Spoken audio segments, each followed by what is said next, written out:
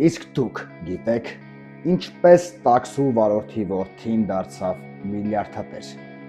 Ամերիկայի ամենաազդեցիկ հրեան եւ վերջապես մարդ, ով ընտրում էր նախագահներին, ով էր նա։ Գնացինք իմանալու։ Կյանքի 88-րդ տարում Մալիբուի իր տանը մահացել է միլիարդատեր Շելդոն Ադելսոնը եւ նրա վրա մի ամբողջ դարաշրջան է ավարտվել։ Դժվար է գտնել ԱՄՆ-ում ավելի հակասական գործիչ։ Ոմանք համարում էին, որ նա դժոխքի սրիկա է, մեծ խաբեբա, որը նստած է աշխարհի գաղտնի կառավարության գլխին, որում Ռոքֆելերները, Ռոթշիլդները եւ Սորոսը որոշում են աշխարհի ճակատագիրը եւ հյուսում աշխարհակաղակական դավադրություններ։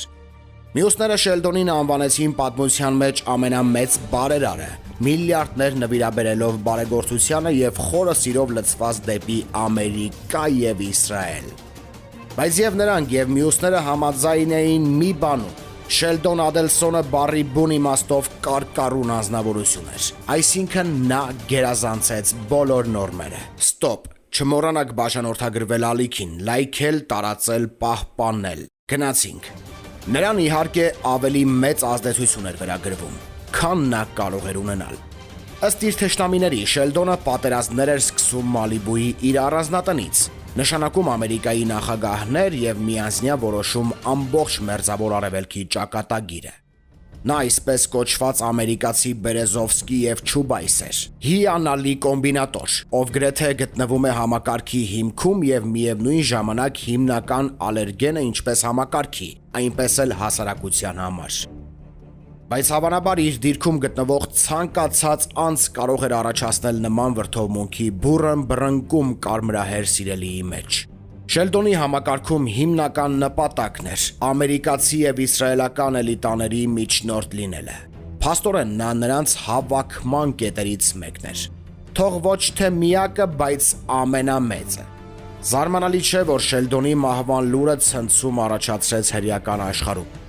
Իսրայելի նախկին վարչապետ Բենյամին Նեթանյահուն շտապել է աչքի ընկնել առաջինը, հայտարարելով, որ Ադելսոնը հրեա ժողովրդի եւ հրեական պետության պաշտպանն էր։ Իդեպ Նեթանյահուն իսկապես սգալու բան ունի։ Ի թիվս այլ բաների, Ադելսոնը համարվում էր նրա նախընտրական արշավների, ընդհանրապես նրա քաղաքական կարիերայի գլխավոր հովանավորներից մեկը։ Ճիշտ է, պետք է արժանին մատուցել։ Նման բան կարելի է ասել վերջին տասնամյակներում գրեթե ցանկացած իսրայելական քաղաքականության մասին։ Բայց մի բանում Նեթանյահուն իրավացի է, երբ ընդգծում է, որ աշխարհում մեծագույն գործարարն ու բարերարը մեծացել է Բոստոնի հասարակ տղայից։ Հենց դրանում է թաքնված Ադելսոնի ֆենոմենը։ Նա ոչ միայն ճեղքել է էլիտաները, այլ կոտրել է դրանք, ինչպես սուր սրած ծայր դանակը նույնիսկ շատ ճարպոտ կարագի կտոր է կտրում։ Եվ դա է այն ատելության արմատները, որը նրա հանդեպ զգացել է հին բարի քաղաքական Ամերիկան։ Նա նրանց համար օտար էր։ Շելդոնն ի տարբերություն շատերի չի ծնվել ոսկու մեջ, չի սովորել լիգայի համալսարաններում եւ օգտակար ծանոթություններ չի ունեցել։ Ապակա միլիարդատերը ծնվել է 1933 թվականի օգոստոսի 4-ին Բոստոնի Դորչեսթերում, հրեայի հասարակ ընտանիքում, որտեղ եղել են միշտ գումարային խնդիրներ։ Ցարական Լիտվայից գաղթած հայրը Ամերիկայում տաքսու վարորդ է աշխատել։ Երբ ծնողներս մահացել են 11 օրվա տարբերությամբ, նրանք հաշվի վրա $100 էլ չեն ունեցել։ Եվ այսպես ամբողջ կյանքը տարիներ անց հիշելու է մագնատը։ Ես ճակատագրի քմահաճույքը չեմ։ Ես շատ եմ աշխատել, որպեսզի հասնեմ հաջողության սանդղակին։ Շելդոնը սկսել է գումար աշխատել դեռ մանկուց, պարտք է արել $200, վարձել մի քանի երեխաների եւ սկսել թերթեր վաճառել։ Նրա բիզնես կարիերան ընդհատեց բանակում ծառայությունը, բայց կարճ ժամանակ անց, 2 տարի հետո վերադառնալով քաղաքական կյանքին, Շելդոնը սկսեց տենդագին մտածել, թե ինչպես պետք է փող վաստակել։ Նա փորձել է իրեն հիփոթեկային բրոքերի, ներդրումային փորձագետի եւ ֆինանսական խորհրդատուի դերերում։ Հետո սկսեց հիգիենիկ պարագաներ մատակարարել հյուրանոցներ եւ նույնիսկ բացեց ընկերություն, որը զբաղվում էր դեֆրոստեր սփրեյերի վաճառքով։ Իր հարցազրույցներից մեկում միլիարդատերը խոստովանել է, որ իր կյանքի ընթացքում հասցրել է աշխատել 50 տարբեր ոլորտներում։ Բայց շուտով, փորձի հետ մեկտեղ Շելդոնը, որը հնարավորինս հեռու էր գրքերի աշխարհից, 70-ականների վերջին թերթելով Computer System News ամսագիրը, Հասկացավ, որ հենց դա է իրենը։ Եվ համակարգչային արդյունաբերության զարգացման պահին նա Comdex հայտնի տեխնոլոգիական ցուցահանդեսի կազմակերպիչն էր։ Ընդ որում նա վճարում էր Լաս Վեգասի կոնֆերանս կենտրոնում յուրաքանչյուր վարձակալած քառակուսի մետրի համար 25 ցենտ, իսկ այն վերահանձնում արդեն $25։ Քաղաքակիրթ աշխարհի համար աննախադեպ շահույթի տեմպ ստանալու համար պահանջվում էր ակնառու կապիտալիստական խարիզմա։ Եվ աշխատել Շելդոնի հետ էլ չեմ ասում նրա դեմ, ամենևին էլ հեշտ չէր։ Դրա համար անհրաժեշտ էին երկաթե նյարդեր եւ փղեմաշկ, հիշում է Comdex-ի նախկին տնօրեն Ջեյմսոն Չուդնովսկին։ Եվ միևնույն ժամանակ նա մանրամասներ էր պատմում նախկին շեֆի ղեկավարման մեթոդների մասին։ Երբ Շելդոնը գոռում էր, ցնցվում էին պատերը։ Ընդ որում դա ոչ թե զայրույթի աղաղակներ էին, այլ պարզապես ենթակաների հետ շփման նրա ստանդարտ ոճը։ Ադելսոնի անտանելի բնույթը հանդուրժել չկարողացան նաև նրա բիզնես գործընկերները։ Արդյունքում նրանք վաճառեցին Comdex-ը SoftBank ճապոնական մեդիա կորպորացիային $860 միլիոն։ Զրոյական ներդրումների դեպքում դա այդքան էլ քիչ գումար չէ։ Այսպիսով, բաժանելով շահույթը Շելդոնից բաժանվեցին ընդմիշտ։ Ինչ կարելի է ասել քաղաքական գործիչների մասին, ինչպես կատակում էին լրագրողները, Շելդոնի մոտ ընդունելության գնալուց առաջ պամպերսներ էին հագնում, եթե դիմացինը տրամադրություն չուներ։ Իսկ Լաս Վեգասում նրան այն ժամանակ դուր եկավ, որ նույնպես միանգամայն օրինաչափ է։ Քաղաքը հիմնադրվել եւ կառուցվել է նրա ցեղակիցների կողմից։ Եվ 80-ականների վերջին Շելդոնը նույնպես որոշեց կազինո այցելել։ Եվ նա այդ ժամանակ արդեն այդքան էլ ջահել չէր, շուտով կդառնար 60 տարեկան։ Ընտրությունը կանգ է առել Սենթս հայտնի հյուրանոց խաղատան վրա, որտեղ ժամանակին հանդես է եկել Ֆրենք Սինատրան։ Հենց նա գնեց Շելդոնը $110 միլիոն։ Գործերը գնում էին բավականին լավ, բայց դա նրան չէր բավականացնում եւ նա որոշեց խաղալ արդեն մեծ դրույքով։ Սենթսն այդ ժամանակ հնացել էր եւ նրա նախկին վեհությունից մնաց միայն փշրանքները։ Բայց նորացնել իմաստ չուներ, ավելի հեշտ էր նորը կառուցել։ Վերջին անգամ Սենթսը գործեց 1996 թվականի հունիսի 30-ին, իսկ հետո հյուրանոցը ավերվել է պայթյունով։ Հետագայում Ադելսոնը կասի, որ այդ վիթխարի ոչնչացումից մեծ վերելք է սկսվել, ինչպես դա հաճախ է պատահում կյանքում։ 3 տարի անց Շելդոնը նախկին հանգստավայրի տեղում բացել է The Venetian հյուրանոցը, որը եկամտաբերությամբ երկրորդն է աշխարհում խաղատուն հյուրանոցներից։ 2004-ին նա Ասիայի Մակկաո խաղային մայրաքաղաքում կկառուցի համանուն հյուրանոց խաղատունը։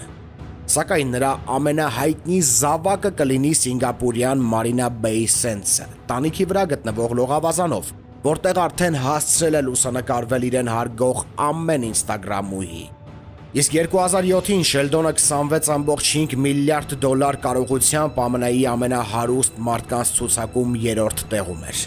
Եվ դա դեռ այն միլիարդները չէին, նախաճգնաժամային, որոնք չեն արժեզրկվել անվերջ քանակական մեղմացումով։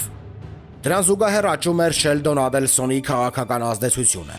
Հին դպրոցի բարձրաստիճան քաղաքական գործիչները եւ գործարարները, ովքեր ժամանակին զզվում էին շփվել նրա հետ, սկսեցին փնտրել նրա ուշադրությունը եւ իհարկե փողը։ Դեռ 2000-ականներին նա սկսեց ակտիվորեն ֆինանսավորել հանրապետական կուսակցության գործունեությունը եւ վերջին տասնամյակում միլիարդատեր է, որը ամերիկյան մամուլում նույնիսկ սկսեց կոչվել նախագահի ստեղծող։ Ըստ պաշտոնական տվյալների ավելի քան $500 միլիոն նվիրաբերեց հանրապետականներին եւ նրանց կոմիտեներին։ Եվ ինքը բացատրում էր իր նվիրատվության պատճառները The Wall Street Journal-ում ենթավերնագրերի տակ։ Դա ոչ թե ես եմ հեռացել դեմոկրատներից, այլ նրանք են թողել ինձ։ Նրանց նկատմամբ իր գլխավոր հավակնությունն անվանելով դեմոկրատական կուսակցությունում սկիզբ առած հակաիսրայելական տրամադրությունները։ Շելդոնն ընտրություններում մեթոդաբար աջակցել է բոլոր հանրապետական թեկնածուներին, 2 անգամ հաղթած Ջորջ Բուշից մինչև տապալման նախապես դատապարտված Միթ Ռոմնիին, որի ընտրարշավում նա, չնայած շանսերի ողջ հոգեկերտվածությանը, 2012 թվականին ներդրել է գրեթե $100 միլիոն։ Էլ ինչ ասել Թրամփի մասին, ԱՄՆ-ի enfant terrible եւ նրա վաղեմի ընկերը։ Շելդոնը հիանալի անձնավորություն է, եւ ես միակն եմ, ով իր փողի կարիքը չունեմ, բայց ես սիրով կընդունեմ նրա աջակցությունը, ասում էր Թրամփը, եւ սիրով ընդունում էր։ Միայն 2020 թվականին Թրամփի վերջին քարոզարշավի համար Ադելսոնների ընտանիքը նվիրաբերել է $75 միլիոն։ Ես դեմ եմ, որ հարուստ մարդիկ ազդեն ընտրությունների վրա, բայց որքան հնարավոր է ես դա կանեմ։ Forbes-ին տված հարցազրույցում խոստովանում էր Շելդոնը։ Եվ չսխալվեց։ Չինաստանի հետ առևտրային համաձայնագրի մոտալուտ կնքման մասին Թրամփի կատարած ընդամենը մեկ թվիթը թույլ տվեց Ադելսոնին մեկ շաբաթում հարստանալ $1.2 միլիարդ։ Ընդհանուր առմամբ Թրամփի նախագահության գագաթնակետին գտնվող Շելդոնի կարողությունը հասավ $35.5 միլիարդ։ Երբեմն ես ժամում $2 միլիոն գումար էի վաստակում, եւ երբեմն օրական կորցնում էի $100 միլիոն։ Այսպես է նկարագրել Ադելսոնն իր առօրյան։ Բայց վերջնարդյունքը միշտ նույնն էր։ Շելդոնը տարեկան դասվում էր աշխարհի ամենահարուստ մարդկանց շարքում։ Մեծահարուստի ընկերները նույնիսկ կատակում էին. «Դու աշխարհի ամենաբարձրահասակ տղան ես, երբ կանգնում ես քո դրամապանակի վրա»։ Նա վայելեց նաև քաղաքական ճանաչումը։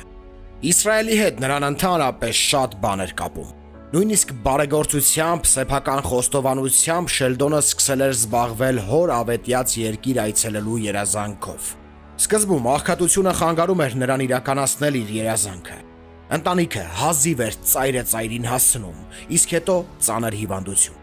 Արդյունքում միայն 1998 թվականին Շելդոնն այցելեց Իսրայել Արթուր Ադելսոնի կոշիկները հագին։ Իսրայելն իր միլիարդատիրոջը պարգևեց նաև անձնական երջանկություն։ 1991 թվականին Շելդոնն ամուսնացավ Թել Ավիվից բժիշկ Մարիամ Օքսխորնի հետ, ով 30 տարի շարունակ մնաց իր հավատարիմ ուղեկիցը։ Թրամփի կողմնակիցները կարծում էին, որ Շելդոնին սպանել է ոչ այնքան լիմֆոման, որքան ԱՄՆ նախագահի կողմից Բայդենի ճանաչման լուրը, ինչը Նեթանյահուի դեմ քրեական հետապնդման եւ Իսրայելում քաղաքական ճգնաժամի հետ մեկտեղ խավարեց միլիարդատիրոջ վերջին օրերը։ Նա ականատեսներ, թե ինչպես էին փլուզվում իր խոշոր քաղաքական նախագծերը, եւ այդպիսի բարձր ներուժ ունեցող հոգին պարզապես չէր կարող դիմակայել 4 տարվա անգործությանը։ Մոտակա օրերին Վիլնոյից Արթուր Ադելսոն վարորդի որդին կմեկնի իր վերջին ճանապարհորդությունը դեպի Իսրայել, անվերադարձ, որպեսզի ընդմիշտ միանա իր ժողովրդին Ձիթենյաց լեռան վրա։